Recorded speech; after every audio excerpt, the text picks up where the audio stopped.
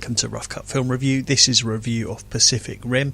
So I was quite excited about this one. This is a big dumb robot blockbuster film made by Guillermo del Toro of all people and starring Idris Elba. It cost something just shy of $200 million, I would suspect, and by all accounts it's lost a ton of money. Video games than they are of films. It's things like Haze, Halo, Trenched, and this is where Pacific Rim's style and look and sensibilities seem to lie. We also have Battle Los Angeles, battleships, Avatar, Independence Day, Transformers in the background, and in the deep background we've obviously got Godzilla and possibly the works of H.P. Lovecraft, but I'd love to throw that in there. There's also more of a Top Gun feel than you'd probably like to see in 2013. It's a real flag-waving, backslapping, jingoistic kind of a film, and that's not always a bad thing. So the plot, for what there is a gap between tectonic plates in the Pacific Ocean. It's set slightly in the future. This is a portal to another dimension, and it lets giant Godzilla-like beasts called the Kaiju, I think, through into our dimension, and then these start attacking cities of Earth and generally being really big and destructive for some reason. As a countermeasure, humans develop Jaegers, basically giant robots which are physically and mentally merged with their human pilots, like a really fancy and invasive Nintendo Wii Fit balancing board or something like that. Now, apparently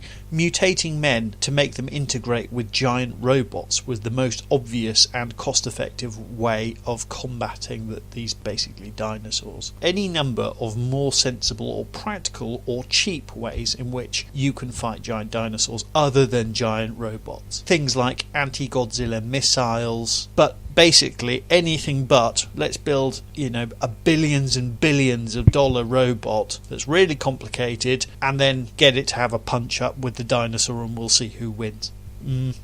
Probably not. It also turns out at one point that these things have giant laser cannons on their arms, but they only use them to showboat. They don't actually use them in the combat, which would be very, very practical. Now, my suggestion would be to load a B-52 bomber with napalm and then drop it on the dinosaur, and I'm pretty sure that the dinosaur wouldn't pose anything of a threat if it was covered in flaming napalm, I would guess, but that would make a less interesting film. It could probably be done on existing military budgets as well. We wouldn't have to destroy the planet, but anyway, it wouldn't make a cool film poster. Shut up, Chris, stop being so practical. So basically, the global economy has been entirely geared to fighting these monsters, and yet despite all these resources, humans are still losing. There's also been loads of global warming. Lines from the film do get a bit grating, so things like Jaeger, you can fight the hurricane, you can win. It does get a little bit much. It's also the case that the stupid, and they really are stupid, robot pilots that are sort of supposed to be the Goose and Maverick heroes take orders to be something of a loose suggestion rather than an actual order, and frequently throughout the film,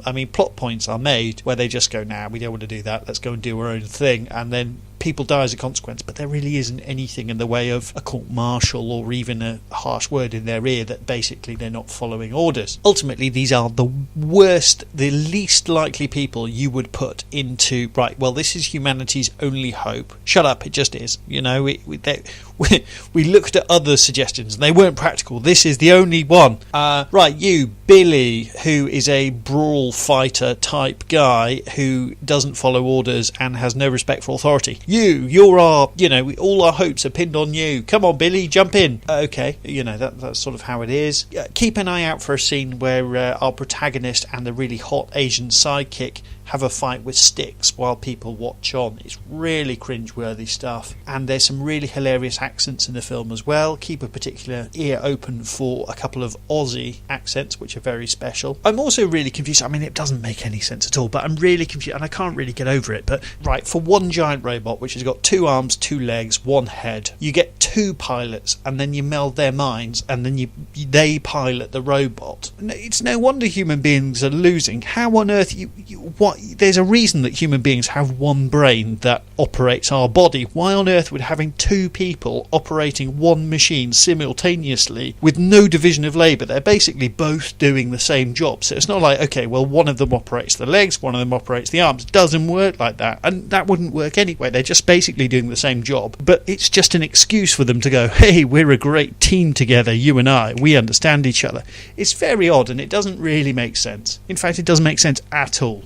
on top of that loose plot of, dinosaur apocalypse, we've got a plot focusing on two brothers, and their special skill is the fact that they're incredibly arrogant without having any real discernible skills other than the fact that they can be grafted into robots, and they don't follow orders whatsoever. It's set in the future. There's some sort of hint that there's a kind of global government that I don't recognise at all and would never really happen, nor do I accept the way in which humanity has gone about fighting these monsters. It doesn't make any sense to me whatsoever, as I've alluded to. Of course, if it was thrilling, I really wouldn't mind any of these silly plot points. I just dismiss them and go along for the ride. But like so many dumb blockbusters before it, it fails to grasp that action for the sake of action gets us absolutely nowhere. That's not exciting. Robots hitting each other is not exciting. We need to care about the protagonist. We need to root for the protagonist, and that's why we get excited when the action kicks off. Unfortunately here, the protagonist is an arrogant, abrasive character who has very little in the way of personality. And again, we have the situation where the two pilots that are their minds are melded in this mech robot thing. They're linked telepathically. Apparently, they make a huge deal of saying that.